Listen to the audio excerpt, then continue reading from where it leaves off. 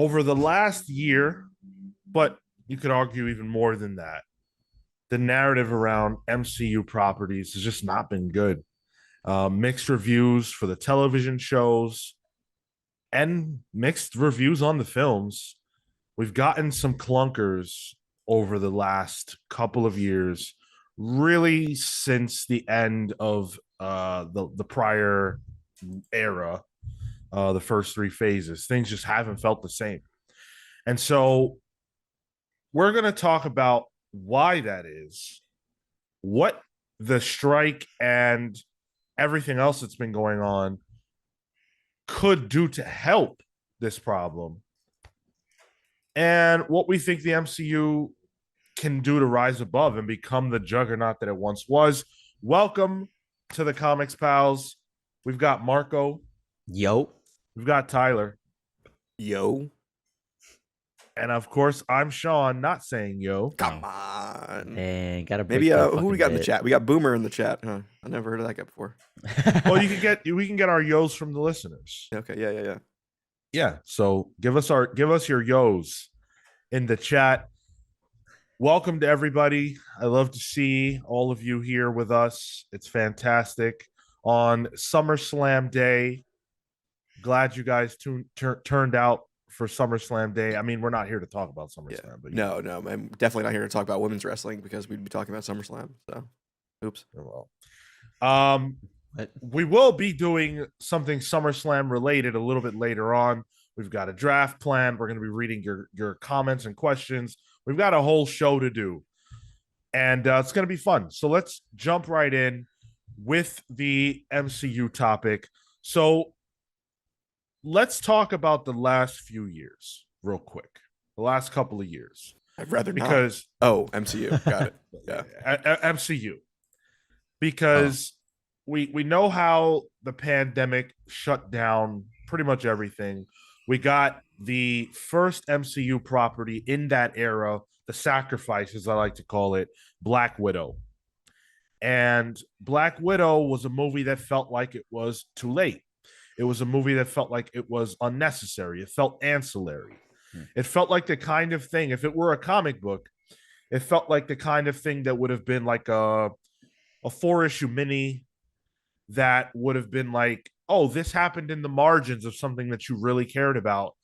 Here's a small mini with a creative team we're trying to build up. That's what it felt like to me. It didn't feel like the main course. Whereas the MCU prior to that, pretty much every movie felt like the main course. It felt like its own special thing that you had to see. Black Widow was the first movie I went to, even the ones I liked or didn't like, rather, where I was like, did I need to even see this? Mm-hmm. You went in theaters to it? Yeah.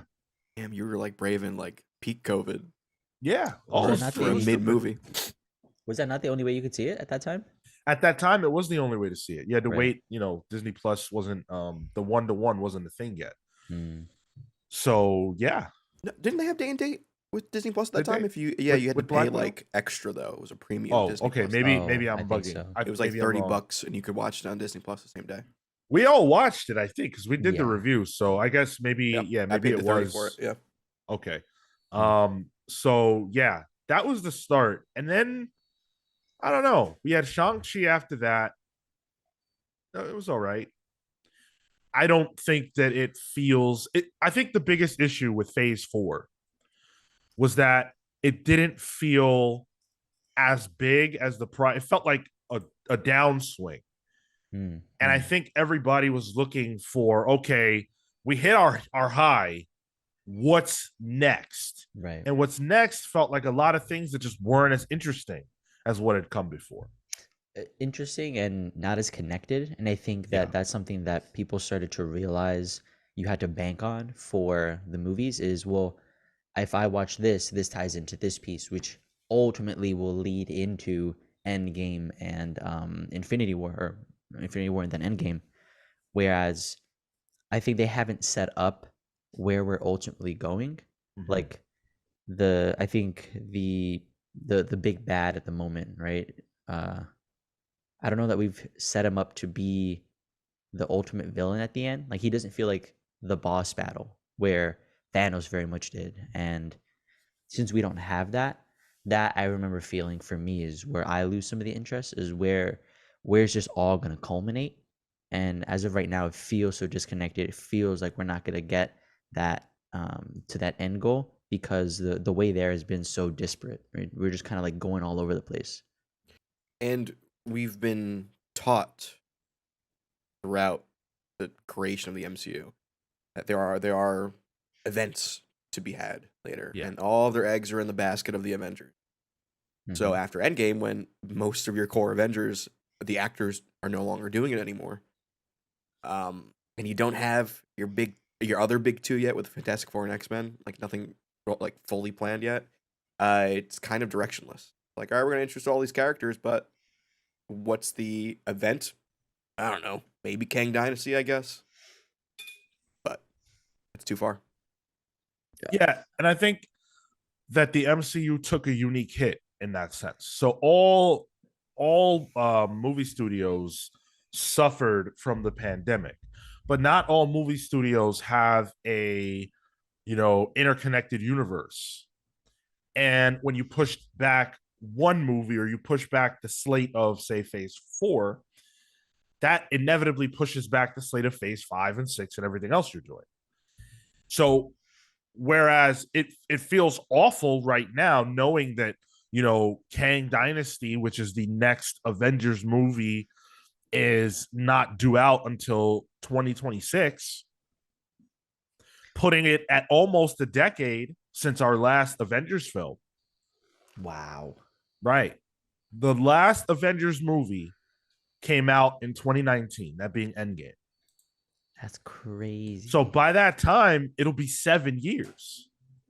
If it even releases when they say it will now. Sure.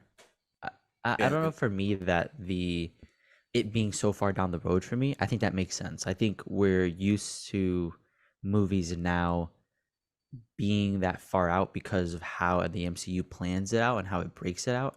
But I think not having, and I think what was it? Somebody in the chat mentioned, not having that Avengers film, that hurts it because you don't have the places where the connectivity would be. But for me, seeing how far down the road the next, let's say, event movie is, that I don't mind as much as maybe the lack of an Avengers film prior. But that's what I'm talking about. That we should be a year, or I think from the original timeline, we should be a year or so out on an Avengers movie. But things have been so far delayed that now we're talking about the longest gap between Avengers movies, double. It's double the longest gap, because the longest gap prior to now was 3 years. So it'll be double that. That's insane. Even the build up to, I'm just looking at a timeline. Iron Man was 2008, and then the first Avenger Marvel, they came out 2012. So like 4 years even. Even that is a short amount of time, and that was as they were setting up the entirety of the Avengers. There was no Avengers. There was no Avengers. We got a snazzy line from Nick Fury. Hey, you want to join the Avengers? But we had no expectation. Things weren't set. Now they're set. And I think an every 3 or so year cadence for an Avengers film makes sense to me if you have a story to tell. I think if this was like pre-MCU, back when we were getting, Blade and Daredevil, like movies like Shang-Chi and Black Widow would have been great.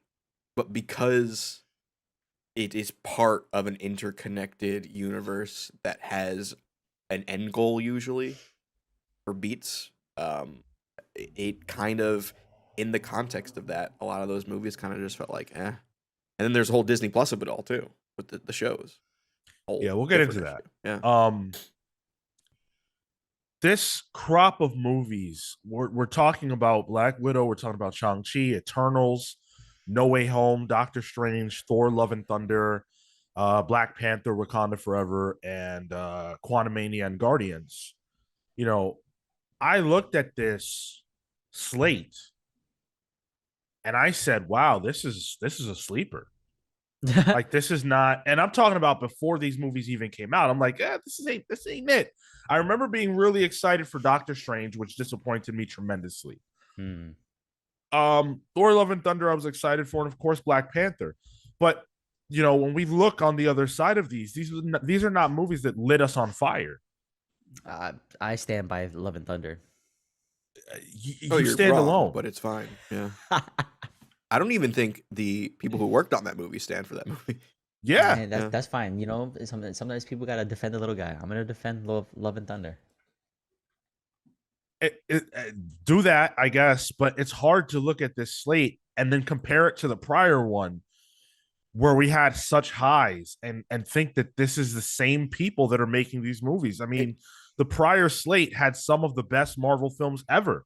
You're talking about Endgame and Infinity War, two movies that I think are genuinely tremendous. You have Black Panther, the first one, Thor Ragnarok, Homecoming. I mean, my God, Civil War. These are strong movies. I also think because of how long in the tooth we are into this connected universe, the over control from executives is kind of seeping into it. So where I think things are losing creative, I guess, identity because it has to be so homogenized for this. That's an extrapolation if I've ever heard one.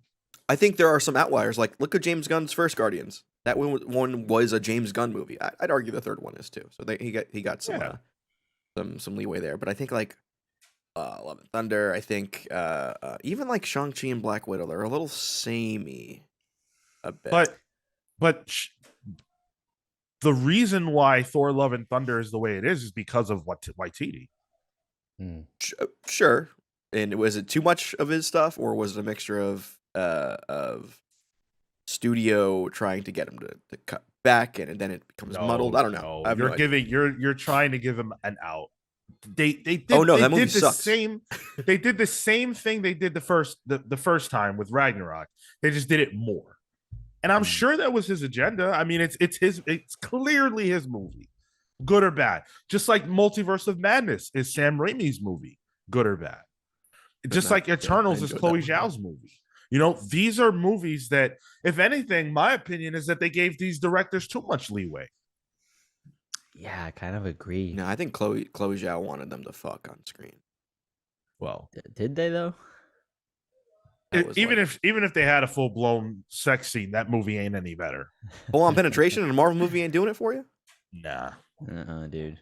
You can see the fingerprints of executives in phase 2 of the Marvel movies. And that is the point at which Kevin Feige wanted to go. That's the point at which we had the Ant-Man fiasco with I always forget his name. Yeah, who left. Oh, right. So yeah, I'll definitely give you that. But I don't think you can say the same thing about this slate. Then maybe do you think the opposite then? Or maybe they should? Yeah. I think what I'm saying, maybe I'm thinking about it in TV shows, where the TV shows are a lot of the same stuff, and that feels weird. I think that's probably what I'm Did you guys both see Secret Invasion? Unfortunately, yes, or at least I did. Okay. I did too. And I guess we can start with the TV element by talking about that show, because Secret Invasion is the worst reviewed MCU show, at least. I'm not sure about project, but at least show. I believe it's project. I think you're right too. Of all time. Yikes. And that's the most recent project. So the narrative's already bad, and it's been bad for a year. And then you get this, where it's the worst. Now, for me, I don't think it was as bad as people said it was. I didn't find it to be a bad show. I found it to be a decent show.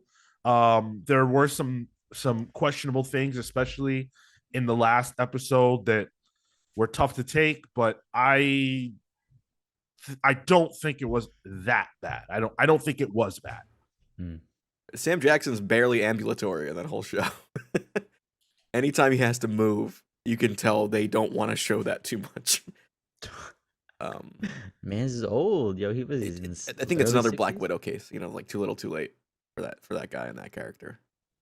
Yeah. I thought it was boring. that show. Like, it just felt like, oh god, I'm watching cable TV with maybe a little better budget. There are some bright points where the actors actually get to act against each other, that I think are good. And I kind of even enjoyed that CGI fest fight at the very last episode. Yeah. I was like, oh, all right, I forgot they have money. Does it? Because you didn't see it the rest of the season. I've still not watched it just based off of sort of the poor word of mouth. But does it feel like there's consequence at the end of this? Like there's a reason that I should have seen this, and this will affect like the whole rest of the MCU because of Almost the the weight opposite. of Secret Invasion? Oh. It's almost the opposite. It's almost like, oh, we're never seeing these characters again. No, what? That's what I got out of it. I was like, all right, thanks for giving us that little seed, but I don't think we're ever touching this again, to be honest. Okay, the answer to your question, Marco, is definitely yes. And I can't say why because I don't want to do spoilers, but there is a thing that happens at the end that, if you think about it, definitely has implications for the rest of Marvel. That thing I agree with. I meant like all like the new characters and stuff and all that stuff. Yeah. Well, there's a reveal that's kind of big, but the way they reveal it is very lackluster. I agree with you there. I thought the ending of the show in general, like after the fight, feels very like we got to finish this now. Like we don't have time to resolve this emotion. And it is nothing like the book. No. Oh, okay. Outside of a title and that there's green people, that's literally the most of it. Yeah. Yeah. And the biggest thing that I came away with, and this is what I went into it thinking, is that this is supposed to be a movie. Secret Invasion, the concept is absolutely incredible. Whatever you think about the final product of the event series itself, the idea of that comic, and the idea of the inciting incident whereby, Skrulls are hiding among people and they're taking people over and you don't know who's who. Imagine 5 years of Marvel movies with that as the premise. Not every movie has to address it, but like that as the overarching storyline, I think that's money. Mm-hmm. Sean, did you watch Peacemaker? Yeah.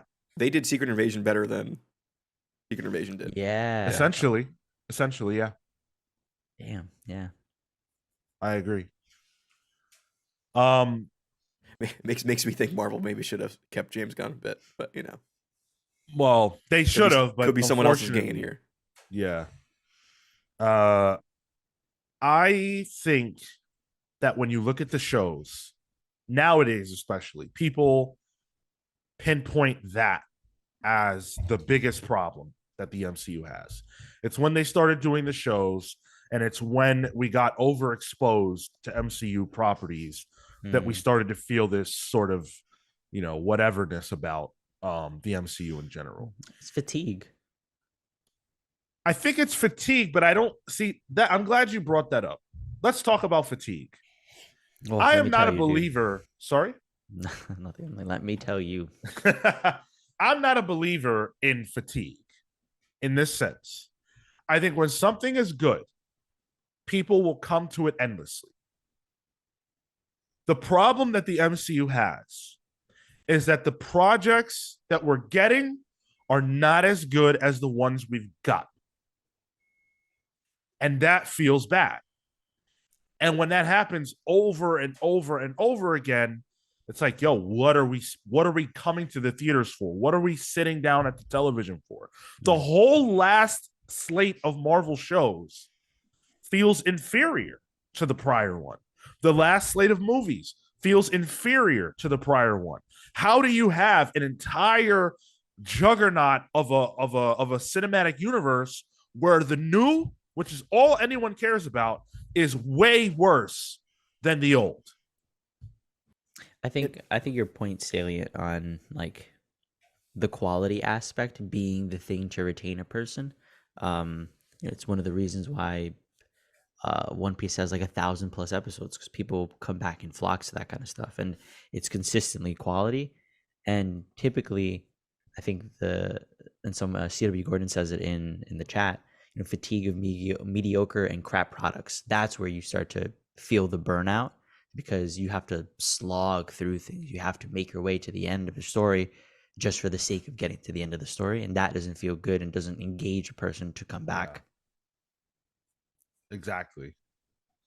And I also think with the TV shows, because they're longer, you get a lot more time with these characters, which means there's a lot more room to be tired of them as well.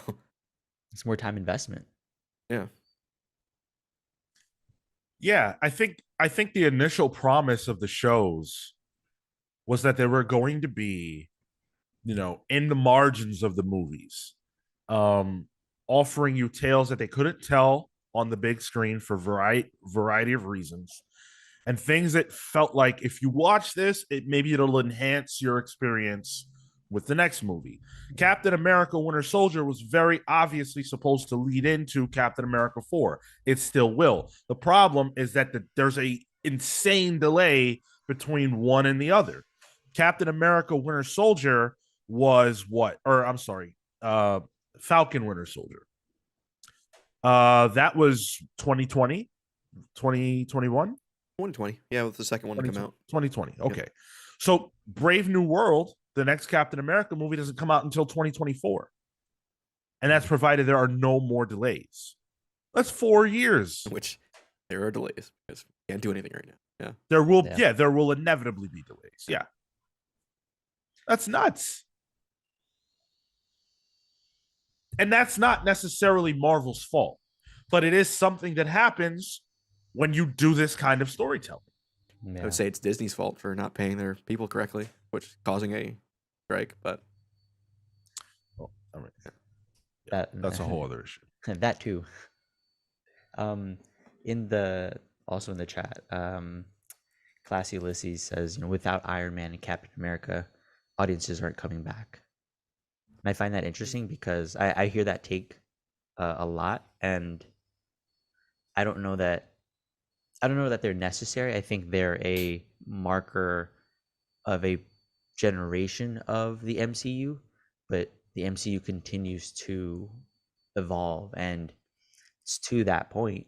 I don't know that we found our Iron Man or Captain America in this newest set of films. Like, there is not a person or a character that I've attached myself to because I really like them, or I really want to see and care about their story, or that has an emotional weight and attachment for me.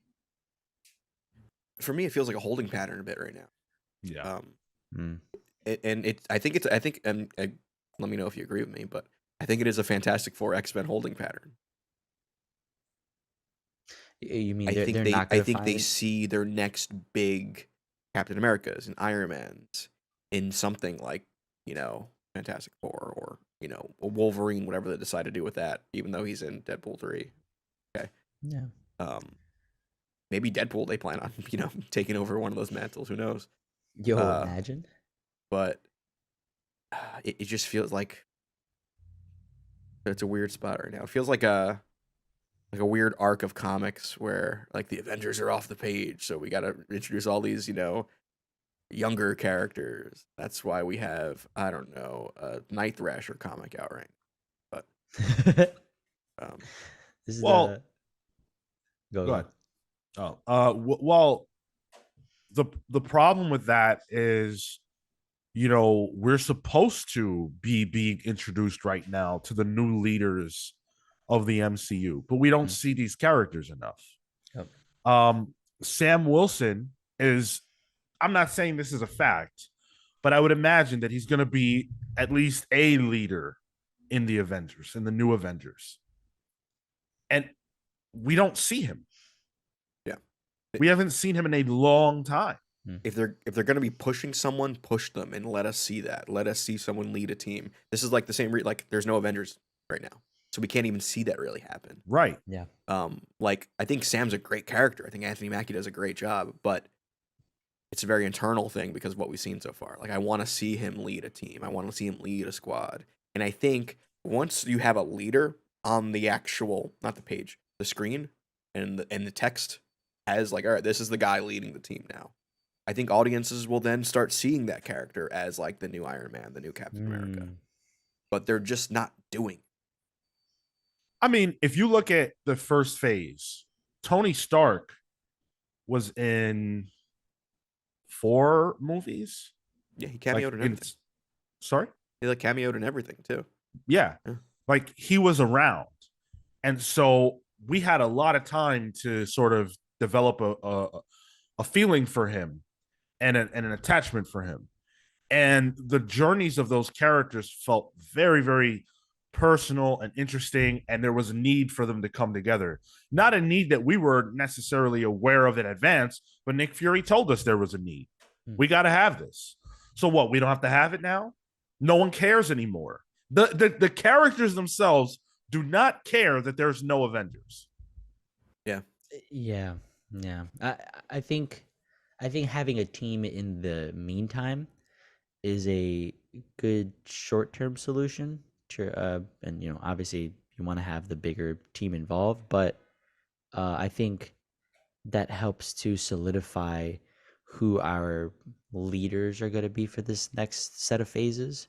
Because you'll have, let's say, Anthony Mackie will be, leading a team, but I like the idea of having somebody having like conflict with him or like that number two to sort of push against. And I think that builds a good rivalry. We could probably see something along the lines like that. And the other thing too, from an actor standpoint, is like Robert Downey Jr. Like, even though he was in all those movies, like he was the character. He put his whole Iron Manusi into it, and now I feel like a lot of those like high tier actors for these roles are being told to like, don't take it, don't do that. All the people who have done these Avengers things, like I probably wouldn't take that, that long contract again. So then like we have these rumors of like Adam Driver, being approached for Reed, and he's like, yeah, no thanks. That's the What? rumor, the scuttlebutt right now. So I wonder if like we'll even get anyone at like that caliber again that can do that. I don't know. I mean, I'm sure if they address that quality problem, people are gonna come back because I feel like I remember us at some point being like, oh yeah, everybody's gonna want to do a superhero movie, and there was fact, right? Like there are other actors of name who have gone to other companies just to be able to be associated with superhero films, and I Yeah. think if the quality returns, that desire is going to return because it's going to be a bit more lucrative or cachet to be like, oh yeah, you starred in whatever movie while it was shit, but now it's better and now I can attach my name to it. There's a conversation happening in the chat about uh Sam Wilson Cap, and if you need to have seen Falcon Winter Soldier to understand that he is Captain America now.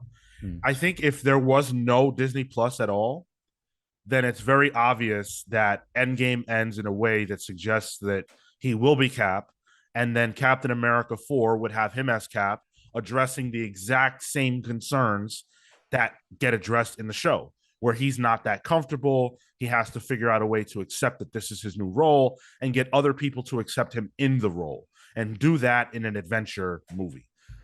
That is very interesting to me. Why? Because that's a movie driven by a character's feelings and arc.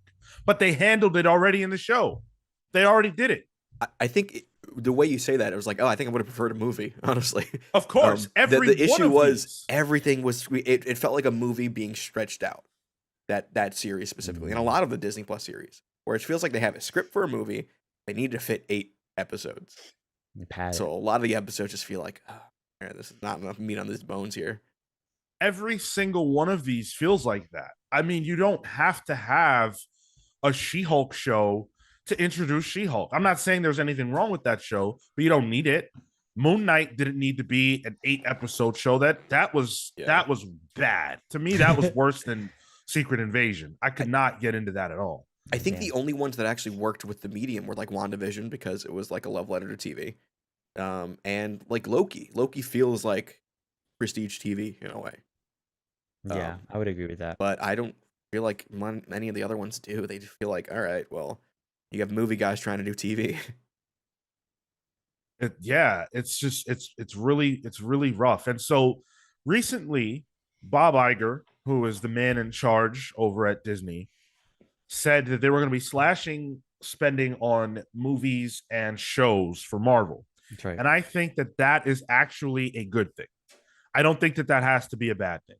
I think that that can force Marvel to think outside the box and find ways to tell compelling stories without relying on an enormous budget that hides the weaknesses of some of these properties. I think that there is a way to tell compelling stories again. And the way to do that, one of the ways to do that, is to get away from the shows. Do more specials. Do the Werewolf by Night thing. Exactly. Yeah. Do that a little bit more. When it's going to be a show, make it so that there's really, really a reason. A character who would never get a movie, a character that would never get, a guest starring role in a film, or someone you want to build up, but this is the testing ground to do that. A key example that I think worked was Miss Marvel. Miss Marvel can be a great movie. She should have a movie.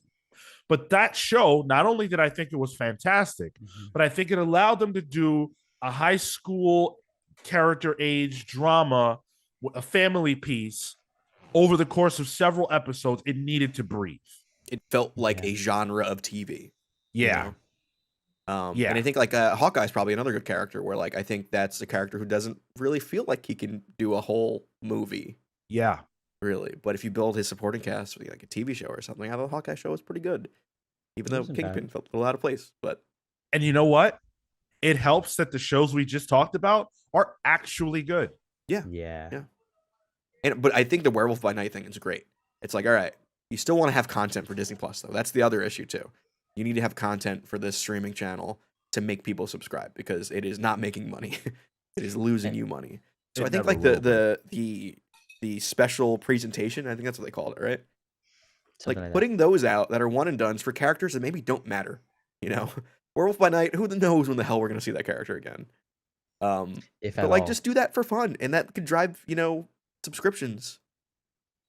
Yeah, and I think drive subscriptions, and ideally, if you can get it into like a rhythm, I think you can get people to even come back. You can build a cycle for people to be like, oh wait, that's right, like it's whatever, it's the fall or the summer, and I know that they're going to be putting on a thing. Maybe I'll come back, hop on, take it, and then bounce out. Yeah, and then like use that area to play with, like some side characters, like Shang-Chi's sister. She could have her own thing there. Abomination, maybe a 90-minute sort of, maybe not even 60-minute presentation. Be goofy. Yeah. They can't do things on the shows that they expect people to know. Yeah. That is just that has to go away. And as much as I like Loki, Loki is very important to the grand multiverse scheme. So to me, people should be able to go watch the movies only and know what's happening in the MCU. Shows like Loki, WandaVision, as good as people think it is, they necessitate that you've seen them in order to fully understand the property that they're tethered to. If you haven't seen Loki, that means that the first time that you heard anything about Kang was in Ant-Man and the Wasp. And to me, you're missing some stuff if that's the first time you've heard about him.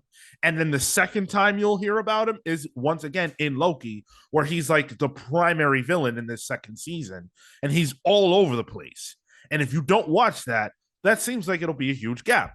WandaVision, that is a massive problem. People like the show, some people like the movie, so I guess it's okay. But the fact that you don't have any idea what the hell Wanda's on about in Multiverse of Madness, if you haven't seen the show, is a big problem. No. She has kids now? Who are these fucking kids? It's always a crazy surprise. Maury. To me, that made that movie, well, it's not the only thing, but it's one of the things that makes that movie feel like a disaster. And it's got to be harder to do this interconnected thing when you got to worry about two mediums.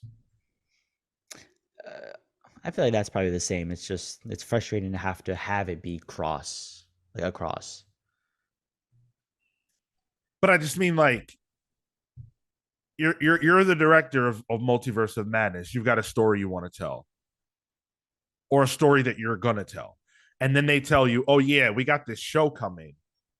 And these are all the things that are going to happen in the show. And you're like, okay. Yeah. You have to address them. Yeah. But you also have to tell your own story. And you have to figure out a way to make that all work. Good luck. And make it good. Right. I need a huge whiteboard for that. I think that they need to cut ancillary projects. I really do. From the films. And the television shows that feel required to view, they got to go. I also think they need to reevaluate the house style, and they need to move away from every movie being a comedy plus. That is, it's tired already. Like, the movies can be funny, they can have funny elements at times, but they're literally hiring comedy writers at this point. That's all they do. Comedy writers need the most money. Yeah, I agree. I think having it be in some moments less jokey can affect the quality, because that's a pretty consistent piece of feedback people give, or you hear about. It's too comedic. It doesn't take itself seriously sometimes, and that doesn't necessarily have to be bad, but I think it's refreshing to have moments where the gravity of a situation can take hold. Like, even Quantumania felt goofy, and that was a huge battle with Kang, and like, for what? It was silly. I mean, it was an Ant-Man movie, so it kind of had to be goofy. I think Kang was the one that was an outlier there, like the setting and everything. For me. Okay. Again, I think I go back to Werewolf by Night though. Like, that was its own thing, stylistically, tonally, a little funny in places, but it went for a specific feel that I think would be nice elsewhere. Guardians 3, I loved Guardians 3. So good. Yeah, I mean, I'd argue that Guardians is what kind of caused the jokiness of the MCU. But yeah, Joss Whedon, being the true ally person, a true ally, that guy. Absolutely. Being the person who did the first Avengers kind of set a tone, and I think James Gunn came in and really ramped it up, and then that just became the MCU. And I think with James Gunn gone and Whedon long gone, we can do different things. These movies don't have to all be that way, and it wasn't always like that, because when you look at Captain America: Winter Soldier, for example, again, yes, there are jokes here and there, but that's a serious movie. That movie's no joke. Look at Black Widow. What if Black Widow was directed like a John Wick movie? Instead they had to be a family comedy, right? Because it has to all have this. All of it is like a descendant of Avengers, like an ensemble, little jokey piece. Yeah, which just play with genre. At this point, I almost expect like laugh track in the background or something. There's just so much of it. Pipe it in like WWE crowds. By the way, I want to say thank you to everybody that is currently with us, watching live, listening to us anywhere, anytime. You guys are fantastic. Appreciate you tuning into the show. For those of you who are watching us live, we do a draft, as you know, every single week, but we have to hit a likes goal. This week, that likes goal is 25. So let's get the likes up. I know we can do it. We can easily hit 25. And once we get, Marco, I don't know what you're doing. He's doing 5. He's doing 52. But I don't know where my screen is facing. You'd be a horrible meteorologist. Jeez. So when we do hit our likes goal, we will have secured a draft. And like I said, we've got a lot of fun things coming as we continue this MCU conversation. I think that individual movies need to be bolder, but not necessarily in their style, in their content, in the sense that I don't necessarily want the movies to be more like, say, Multiverse of Madness or Eternals, where they're very, very of a certain director's style. I don't think it's a problem that the MCU has a house style. I think it's a problem that the content of the films are all essentially the same. Like, not every movie necessarily has to end with a massive fight scene, a big CGI slugfest, big kaiju battle. Yeah, right. The characters probably should go on journeys that feel more personal. Individual movies should be allowed to have things that happen in them that feel like they matter a lot more.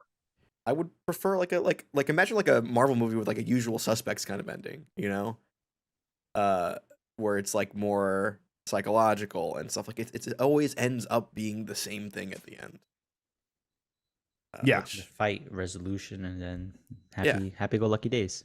a great example of what I'm talking about is Ant-Man and the Wasp: Quantumania.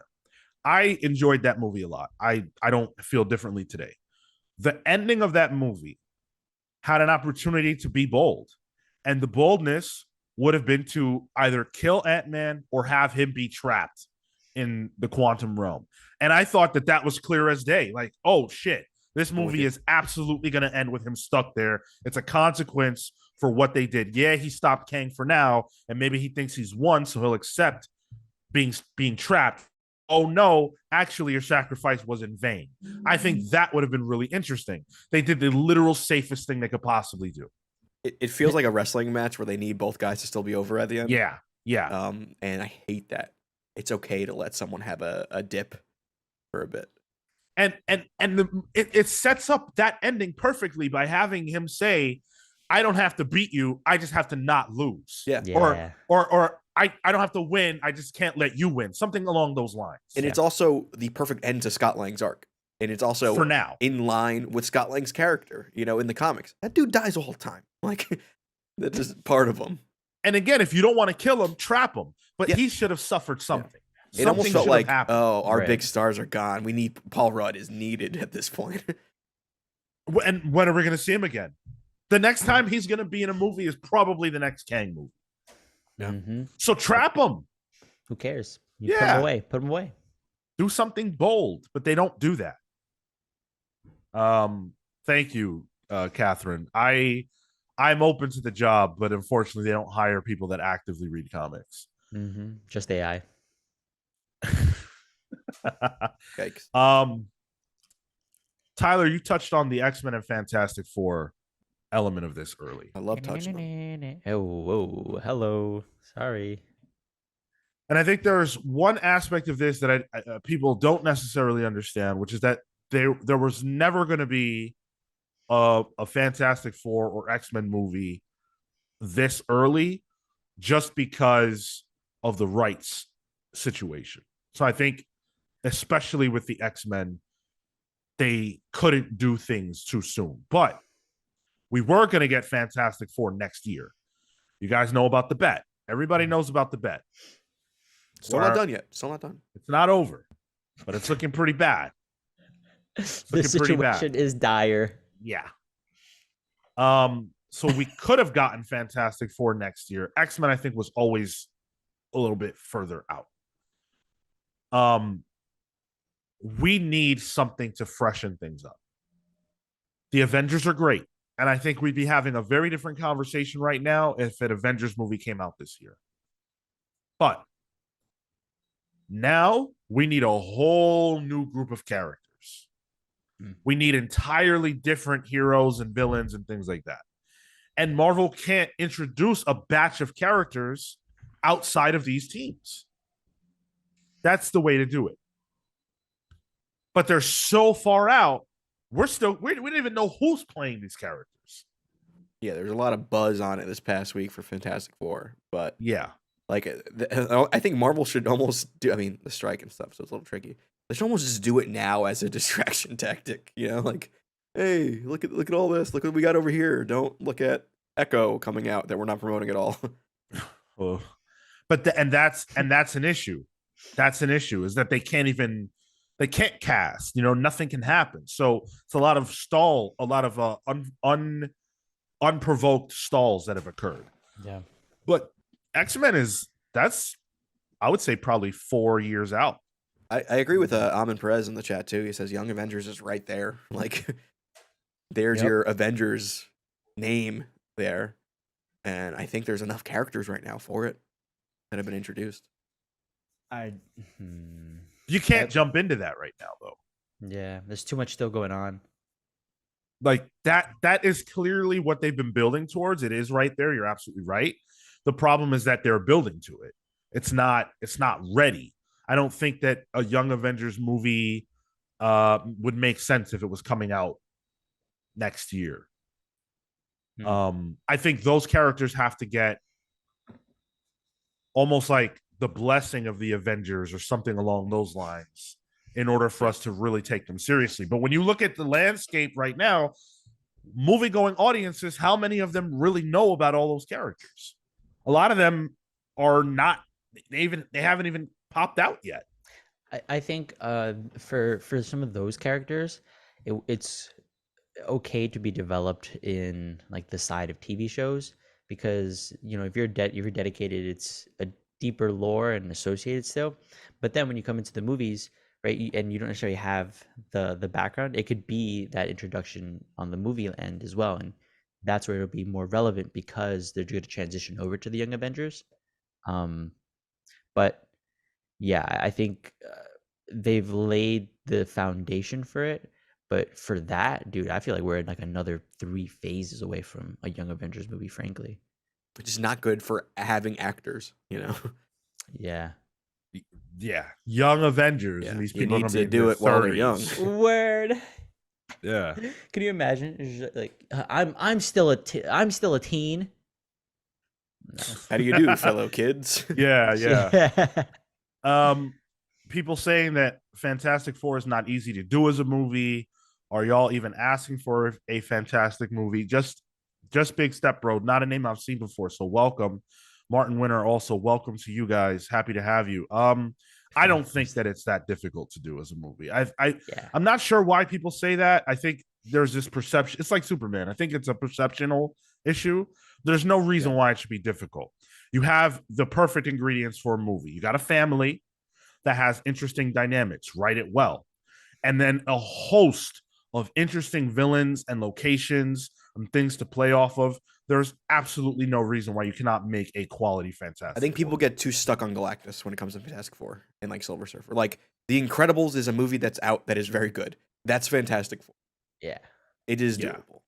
Also, get Michael Giacchino on a score for a Fantastic Four movie. Absolutely. Damn, Yeah. just give me the Incredibles. Actually, again. maybe have him directed. He did Werewolf by Night, so In fact, What? that's true. In fact, the Fantastic Four represents something that Marvel simply doesn't have that I can think of, which Family. is a family, like just a straight up family. And there are so many interesting stories that you can tell with that, and it's completely untapped. They just have to do it. The first Fantastic Four movie's on the cusp of being good. It's just, just dancing around it. Yeah. So I think there's a lot of quality that can come from those things. But when I see like these same names, over and over again, these directors that make movies that are like, all right, get somebody really interesting, but to do the Marvel thing, not to do their own thing. The good directors don't want to do the Marvel things. Well, really? I don't think so. The Russos, what's his name that does Ryan Coogler, Waititi, those aren't good directors. I think they are, but Raimi. They're kind of doing their thing. Like I'm thinking of like the guy who directed The Northman or the Marco. Do you know the name of the two guys did Everything Everywhere All at Once? They had the same name. No. Can anybody tell me how it is that Kale can talk this much when he's not? Dude, it's your day off. I thought you were gonna sleep in. Like what is happening? I don't understand it. I don't understand. I think that, and this is the biggest point I want to make today, because I believe that the MCU is always one movie away from changing the narrative. One good movie away. I agree. Oh, sure. Yeah. I think Two good movies. I think if Guardians 3 wasn't being marketed as the final movie, I thought it was good enough to kind of rekindle my interest in the MCU. But it was like, all right, this is it. That's all we're getting. So, And I think everyone thinks that that's like James Gunn, like very Yeah. specifically. I think the narrative coming out of that is, wow, that James Gunn guy really is something. Rather than, wow, the MCU is back on track. Yeah. So which is why I would give it like 2 movies, because I thought Guardians was really good, but because it was a finale, it didn't feel like, okay, I'm back in on the MCU as a whole. I was in on the story of the Guardians and this director and these characters. Now they need to bring me back into the larger MCU fold, and that's where they're struggling at the moment. And Yeah. that's why for me, I would need two to the first one to be like, oh, okay, you know what? That was pretty good. Maybe I care again.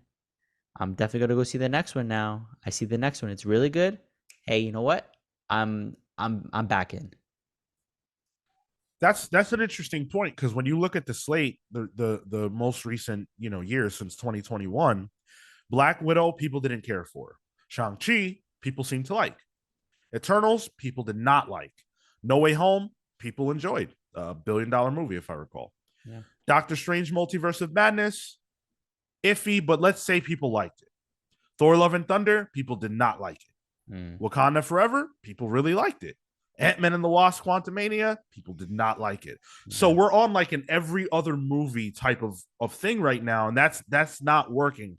And I would say that the ones that people really liked, they didn't like so much. Yeah. Outside of No Way Home, but again, that was a fan Nostalgia. service movie. Yeah.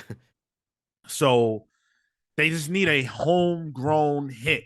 Like the Marvels has to knock it out, and then Deadpool has to do it again. Yep. And then Cap has to do it. And if we get on that kind of track record, we'll be back. Yep. We'll be back. I'll be back. I'm telling you right now. I'll be back. I'll be back You if do the Marvels show. is good. Yeah, you guys are gonna be in. Well, Yeah. We'll be there anyway. If the Marvels is good, I'll be back. I think there's a lot riding on the Marvels. Yeah.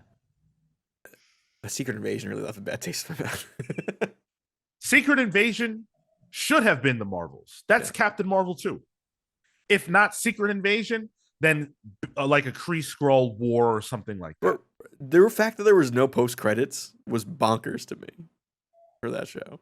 Yeah, like Wait, there's really? like, all right, we just gotta. Yeah, dude, it's. Oh shit. It just was like, all right, we're good, we're done, we give up. Damn, I want to see it now. Yeah, Dan Trudeau says it right. People still want to like the MCU. I don't think people are done with it. Everybody always wants to talk about, the bubble bursting or the fatigue or the doomsaying. No. People like the MCU. We are not at that point. They want a project to invest in. Marvel just isn't giving it to us. And I think Disney royally screwed up with Disney Plus and the way it taught audiences about movies. Yeah. Because I think if you look at their slate within the past couple years, the only movies people go to in the theaters are Marvel movies for Disney. But with Barbie and Oppenheimer, there are some people still want to go to the movies as well. But you have stuff like Haunted Mansion right now just came out, not doing well. Little Mermaid did pretty decent, but like their animated movies do horrible now because people are so ingrained. Like, oh, just wait 2 months, like watch it, on Disney Plus. Right. So I think they screwed up real bad there. That was one of the worst fumbles ever, and I think HBO is still because of the pandemic. But yeah. Warner Brothers Discovery is paying the price for that decision, and Disney is paying the price.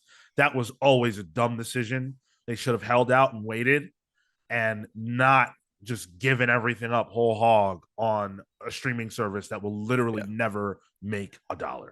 And then you have like Paramount, who was a little later to the streaming service, but like maybe that worked in their advantage. Or you have like studios like A24 that don't put it out in streaming. So like you got to go to the theater for that. So yeah. Oh, really? I didn't know that. Eventually they come onto, random ones here and there, but there's no plan for that. Sure. So my final thought is that the future of the MCU is in jeopardy if by the end of this saga, the feelings on Marvel have not changed. I hope that the decisions that have been made about these movies already are not set in stone, in the sense that I hope that we can get a sort of shuffling of the creative deck on properties like Kang Dynasty, which I believe lost its writer, who was the Rick and Morty dude. I think that's what I saw, but I'm not Rick and Morty. 100%. That's that thing that happens when you die and your body stiffs up, right? Morty.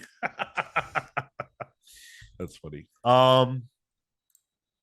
But Deadpool is a movie that has a lot of goodwill going in and will probably be good for the people who like that.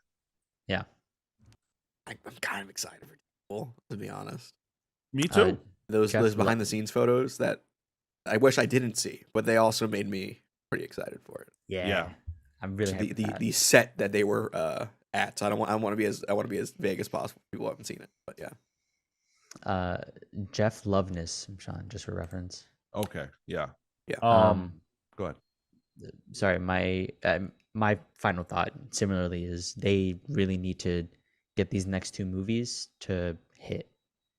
If they don't land, then we're just gonna be back to this flip-floppy. Yeah, that was good. This was all right. I was fine. Like this narrative of mediocrity, and the Marvels and New World Order have a lot riding on them. I want the Marvels to be good too. I really like. I'm bad with names this week. Miss Marvel. I think the actress playing her is great. Maybe I'm in the minority. I really like Brie Larson. She's not bad. So I hope she actually gets to be herself in this movie a bit, and show a little character. But yeah, it's kind of sucks that Captain Marvel 2 is the one that kind of needs to hold all this weight, really. And it's unfair because Captain Marvel 2, first of all, it's not even Captain Marvel 2. And the reason for that, I believe, is because they don't know if it's a good idea to put the whole movie on Brie Larson again because of people's perspectives on her. But they did it. To me, it looks like they did the same dumb shit that they did in Shazam 2, where it's like, hey, we have a perfectly good setup for our next movie. Let's not do that. Let's sidetrack onto some other goofy thing. I don't know who this villain is for the Marvels.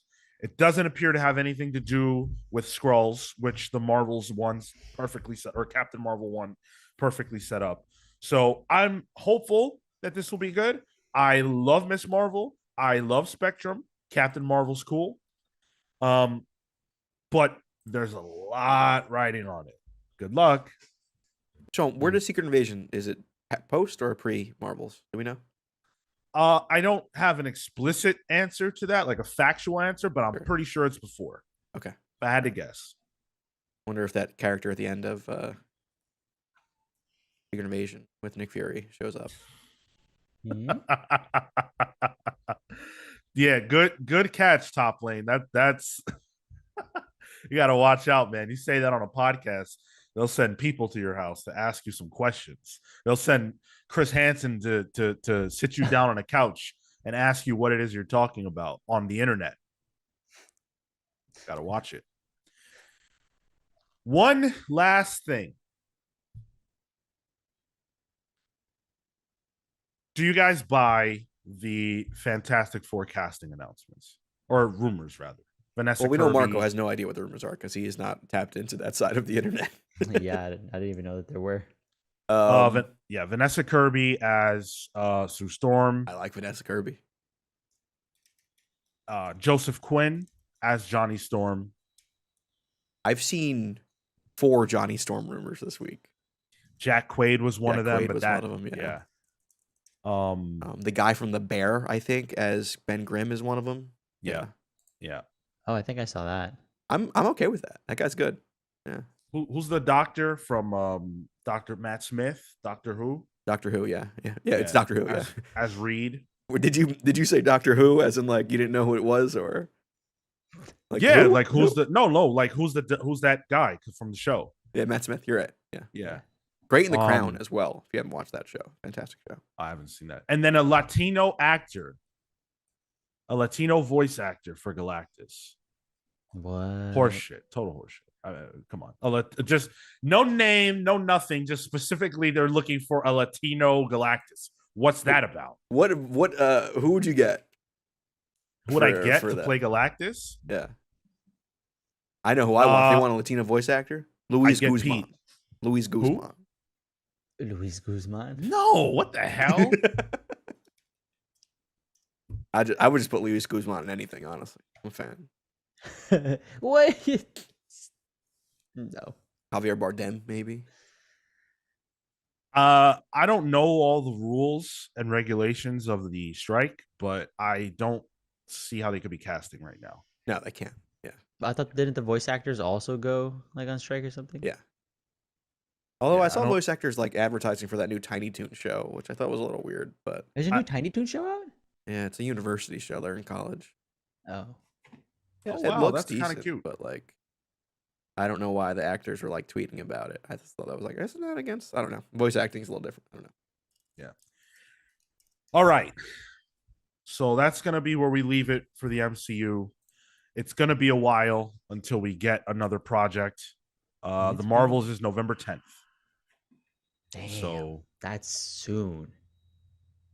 Is it? It's August, dude. Yeah, August, September, October. It's 2 months. Okay, we have different interpretations of the word soon. It's like next week for me. Oh, well. Yeah. So we'll talk about this topic again probably after the Marvels and after Echo, if that ever comes out. But I have hope that now Kevin Feige sees like, okay, yeah, we do have a problem.